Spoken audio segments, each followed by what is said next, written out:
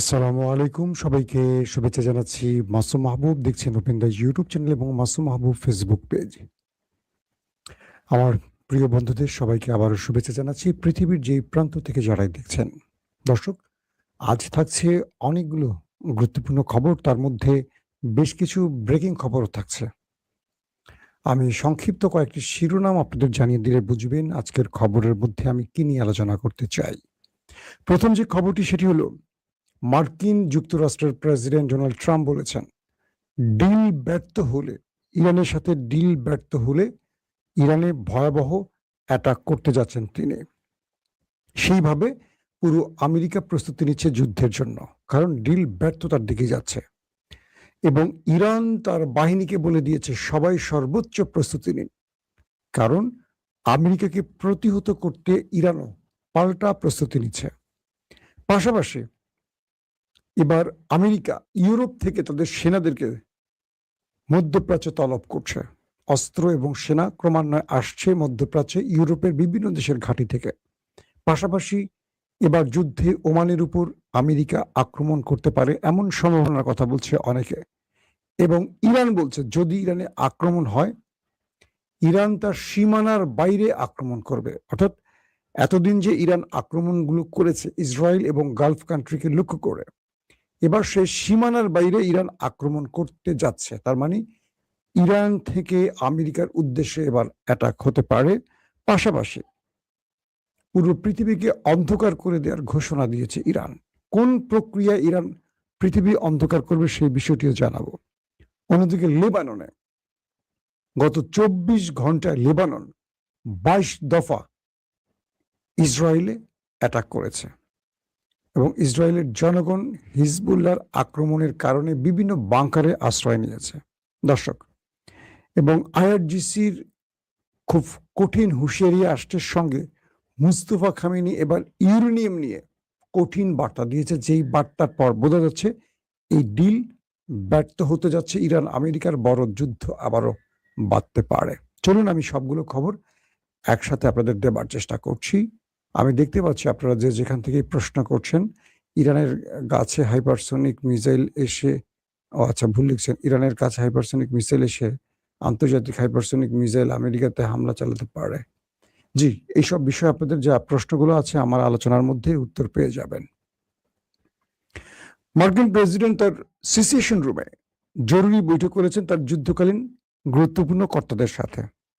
তারপর যে বিষয়টি এসছে, প্রশাসন অর্থাৎ মার্কিন প্রেসিডেন্ট তার বক্তব্যে তুলে ধরেন যে ইরান আমার কোনো ডিল মানতে রাজি না।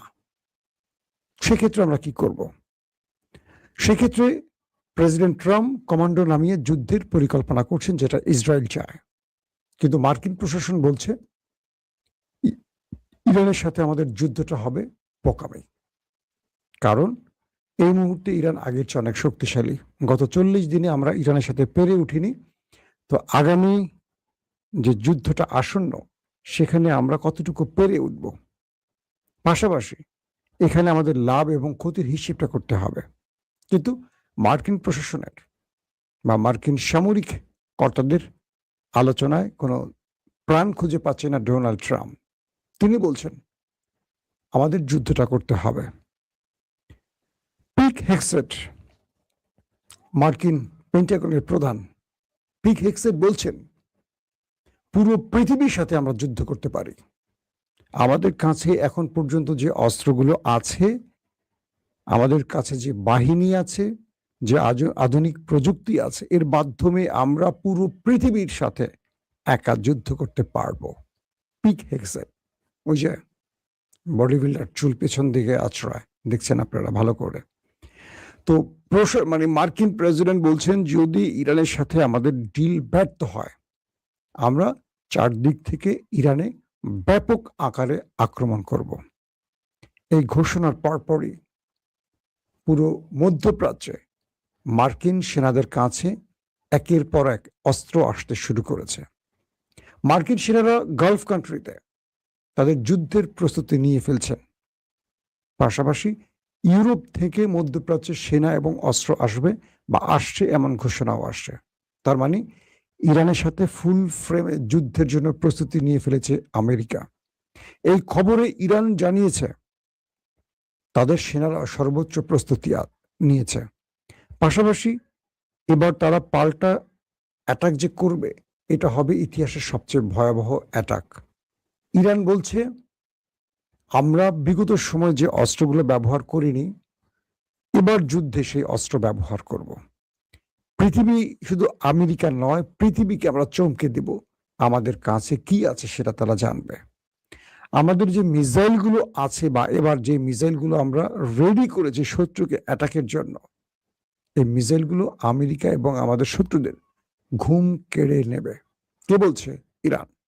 তার মানে ইরান এমন কিছু প্রস্তুত করছে। ইরান বলছে যে আমরা এই যুদ্ধে এগুলো আগে ব্যবহার করিনি, আমরা প্রথম পর্যায়ের বা 1 দশক আগের অস্ত্রগুলো ব্যবহার করেছি। মাঝে কিছু খাইবার শেখান বা সিজিল, কিছু আধুনিক, আমরা সেগুলো রিসেন্ট না, কিন্তু সাম্প্রতিক যুদ্ধের জন্য যে মিসাইলগুলো আমরা রেডি করেছি, এগুলো পৃথিবীর কারো কাছে এই তথ্য জানা নেই, এবং এগুলো শত্রুকে ব্যর্থ করার জন্য যথেষ্ট সক্ষম।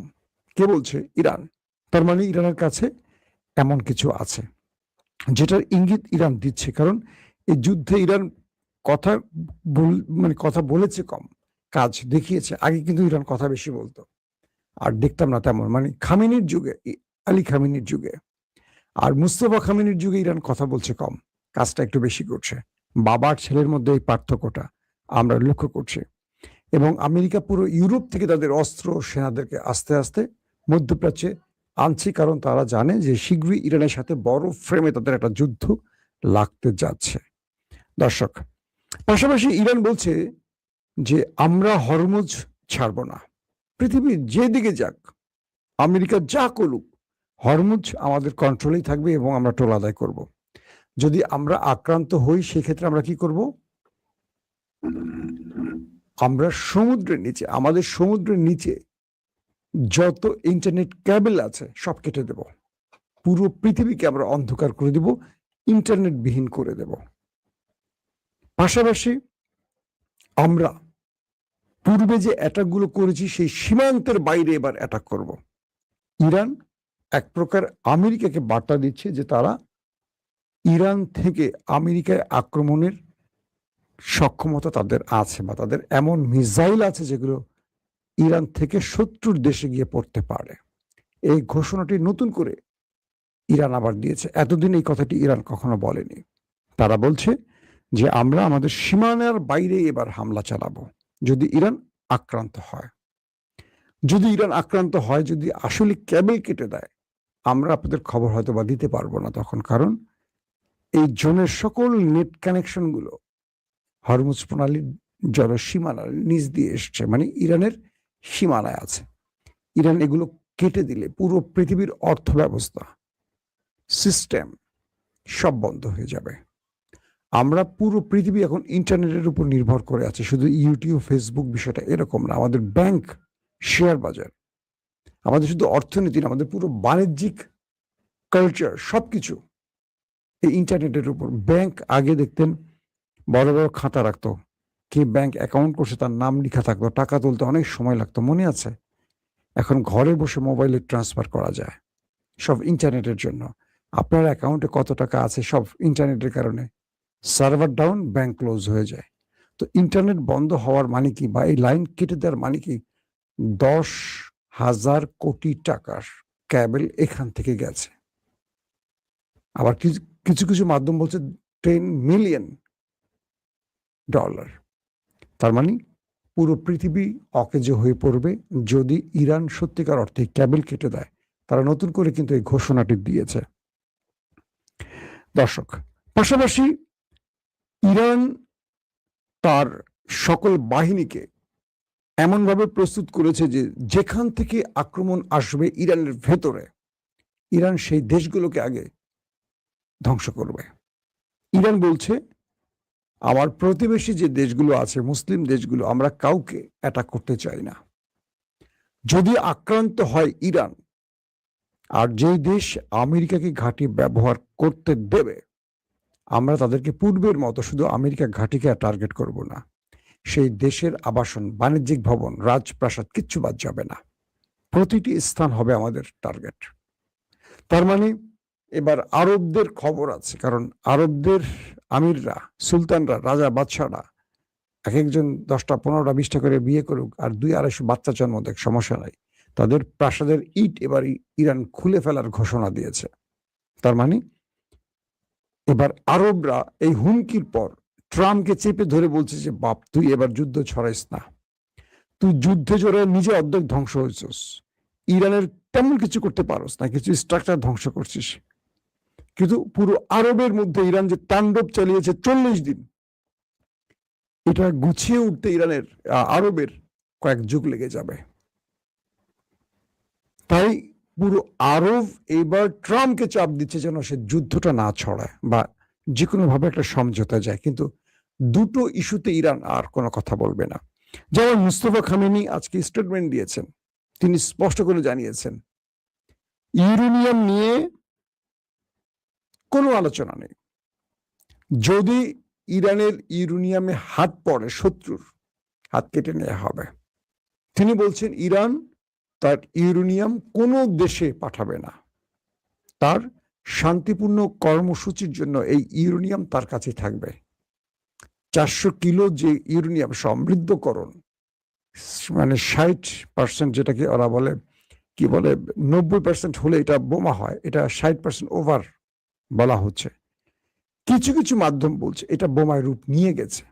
অর্থাৎ আমেরিকা ভয় পাচ্ছে, ইসরায়েল ভয় পাচ্ছে যে ইরান এটাকে সাম্প্রতিক সময়ের মধ্যে নিউক্লিয়ার বোমায় রূপ দিয়েছে কিনা। তাই তারা ভিন্ন দেশকে এটা হস্তান্তরের দাবি করছে। কারণ ইউরেনিয়াম যখন ভিন্ন কোনো দেশকে দিয়ে দেবে তখন সেটার বোমায় রূপ নেয়নি। আর যদি ইরান দিতে না পারে, আমেরিকা ধরেই নেবে ইরানের কাছে নিউক্লিয়ার বোমা তৈরি হয়ে গেছে। জাস্ট এই খেলাটা এখন চলছে আমেরিকা এবং ইরানের মধ্যে। মুস্তফা খামেনি বলছেন যে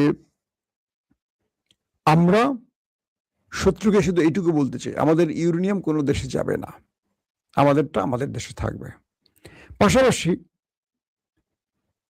আমরা আমাদের শত্রুদেরকে শুধু এইটুকু বলতে চাই, আমরা পূর্বে যা করিনি এবার তা করতে বাধ্য হব যদি আমরা আক্রান্ত হই, এবং অ্যাটাক হবে এবার ভয়ঙ্কর, কারণ আমরা এবার অনেক ভয়ঙ্কর অস্ত্র ব্যবহার করব শত্রুর বিরুদ্ধে। কে বলছে? ইরানের মুস্তফা খামেনি। পাশাপাশি তিনি বলছেন যদি আমাদের নিউক্লিয়ার সাইডে কোনো অ্যাটাক হয়, যেমন সাম্প্রতিক সময় ইরানের নিউক্লিয়ার সাইডে কয়েক দফা অ্যাটাক করতে এসেছিল, গতকালকের খবর। ইরানের নিউক্লিয়ার সাইডে অ্যাটাকের জন্য আমেরিকার যুদ্ধ বিমান ড্রোন প্রবেশ করেছিল, ইরান সেগুলোকে শুট করেছে। 2টো ড্রোন ভূপাতিত হয়েছে আর যুদ্ধ বিমানটা পালিয়ে গেছে। সেই পারমাণবিক প্রকল্পের উপর হামলা করতে পারে। তার মানে ইরান তার প্রতিরক্ষা ব্যবস্থাকে অনেক আপডেট করে ফেলেছে, যেটা চাইলেও এখন ইরান মানে আমেরিকা খুব সহজভাবে কিছু করতে পারছে না। কারণ আমেরিকার মূল ভয়টা হলো ইরানের নিউক্লিয়ার সাইট ধ্বংস করা, এটি তাদের মূল টার্গেট। কিন্তু তারা বারবার চেষ্টা করছেন, বারবার তারা ঢোকার চেষ্টা করছেন। বন্দর আব্বাসে হিট করছেন, কিশমপুরে হিট করছেন, হরমুজে হিট করছেন, এবং ইস্পাহানে তারা অভিযানের প্ল্যানও করেছিলেন, পারেননি, কিচ্ছু করতে পারেননি, বরং সেই অভিযানটাও ছিল ব্যর্থ অদ্ভুত চেষ্টা। দর্শক, এবার কয়েকটি গাজার খবর দেই। গত 24 ঘন্টায় কয়েকটি আন্তর্জাতিক গণমাধ্যম বলছে 24 ঘন্টায় 22 দফা হিজু বাহিনী ইসরায়েলে অ্যাটাক করেছে। কিরাত সামুনা সহ তাদের গুরুত্বপূর্ণ কয়েকটি শহরে মানুষ বাংকারে আশ্রয় নিয়েছে হিজু বাহিনীর ভয়। অর্থাৎ এই কদিন তারা ভালো মার খেয়েছিল, প্রতিহত করেছিল, কিন্তু মারও খেয়েছে হিজু বাহিনী। এবার পাল্টা প্রতিরোধ গড়ে তুলেছে তারা, এবং তারা ছোট ছোট যে ড্রোনগুলো ব্যবহার করছে, এই মুহূর্তে এই ড্রোনের খেলাটা কঠিন, কেবলবিহীন এবং এমন সিস্টেমের এই ড্রোনগুলো শত্রুর সীমান্তে ঢুকে অ্যাটাক করে, শত্রু এগুলোকে খুঁজেই পায় না, এবং এগুলোর মধ্যে বিস্ফোরক তুলে দিয়ে ছেড়ে দেয়া হয়। অল্প দামের এই ড্রোনগুলো এখন ইসরায়েলে ঢুকছে আর গুরুত্বপূর্ণ স্থানগুলোকে টার্গেট করে হিট করছে। গত কয়েক ঘন্টায় প্রচুর ইহুদি ইসরায়েলিরা হাসপাতালে ভর্তি হয়েছে, অনেক খবরে বলছে যে অনেক প্রাণও গেছে, কিন্তু ইসরায়েল সেটা স্বীকার করছে না।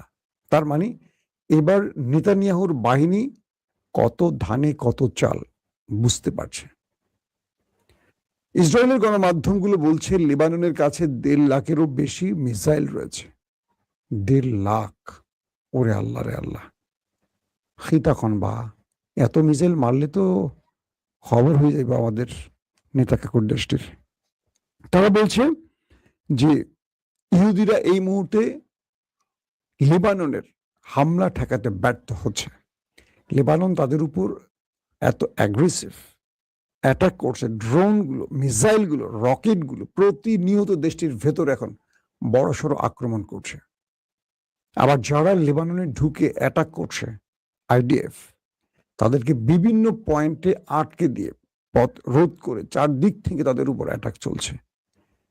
যারা মার্কাভার ট্যাঙ্কে করে প্রবেশ করছেন, সেই ট্যাঙ্কগুলোকে উড়িয়ে দিচ্ছে, ভেতরের মালগুলি তো মোটামুটি ওপারে চলে যাচ্ছে। বিভিন্ন বাড়িঘর দখল করেছে, বিভিন্ন দক্ষিণ লেবাননের অনেক জায়গা দখল করেছে তারা, কি বলে ইসরায়েলি বাহিনী।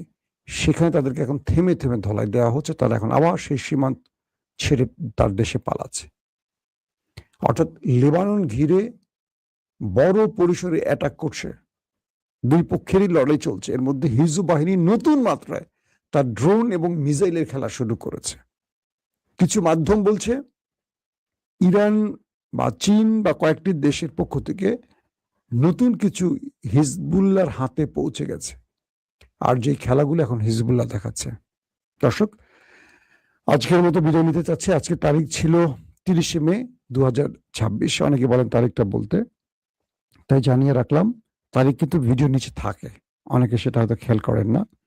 তো মুস্তফা খামেনি যে ঘোষণা দিয়েছেন, তারা ভয়ঙ্কর হামলার প্রস্তুতি নিয়ে রেখেছেন এবং শত্রু এবার ইরানে পরাস্ত হবে অনেক বড় পরিমাণে ক্ষতিপূরণের মধ্য দিয়ে। সেই ঘোষণার বাস্তবায়ন আদৌ হোক সেটা আমরা চাই না। আমরা চাই দুই দেশের মধ্যে ডিল হোক, সমঝোতা হোক, এই যুদ্ধ বন্ধ হোক। আমরা শান্তির পক্ষে, আমরা যুদ্ধের পক্ষে নই। আল্লাহ হাফেজ। ওপেন দাইস মানে সত্যকে সত্য বলা, মিথ্যেকে মিথ্যে বলা। আমরা শোনা কথা নয়, চোখে যা দেখি তাই বলি।